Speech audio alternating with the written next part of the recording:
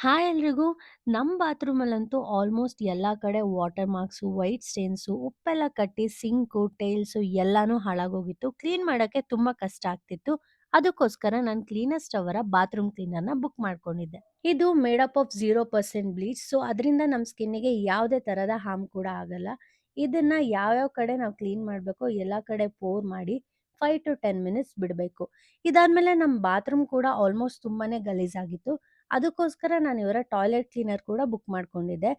ಇದು tough lime ಸ್ಕೇಲ್‌ನ ಕೂಡ remove ಮಾಡುತ್ತೆ ಆಂಡ್ ಹಾರ್ಡ್ ವಾಟರ್ ಮೇಲೂ ಕೂಡ ಎಫೆಕ್ಟಿವ್ ಆಗಿ ಕೆಲಸ ಮಾಡುತ್ತೆ. ಹಾನೆಸ್ಟ್‌ಲಿ ನಂಗೆ ಫಸ್ಟ್ ಯೂಸಲ್ಲೇನೆ ಕ್ಲಿಯರ್ ಡಿಫರೆನ್ಸ್ ಗೊತ್ತಾಗ್ತಿತ್ತು. ಆಲ್ಮೋಸ್ಟ್ ಎಲ್ಲ ಹಾರ್ಡ್ ಸ್ಟೇನು ಈಸಿಯಾಗಿ ರಿಮೂವ್ ಆಗ್ತಿತ್ತು. ಟಾಯ್ಲೆಟ್ ಕೂಡ ಅಷ್ಟೇ ಎಷ್ಟು ಚೆನ್ನಾಗಿ ಕ್ಲೀನ್ ಆಗಿತ್ತು. ನಮ್ಮ ಟೈಲ್ಸು, ಹ್ಯಾಂಡ್ ಬೇಸಿನ್, ಟ್ಯಾಪ್ಸ್ ಎಲ್ಲದಕ್ಕೂ ಫ್ರೆಶ್ ಲುಕ್ ಬಂತು.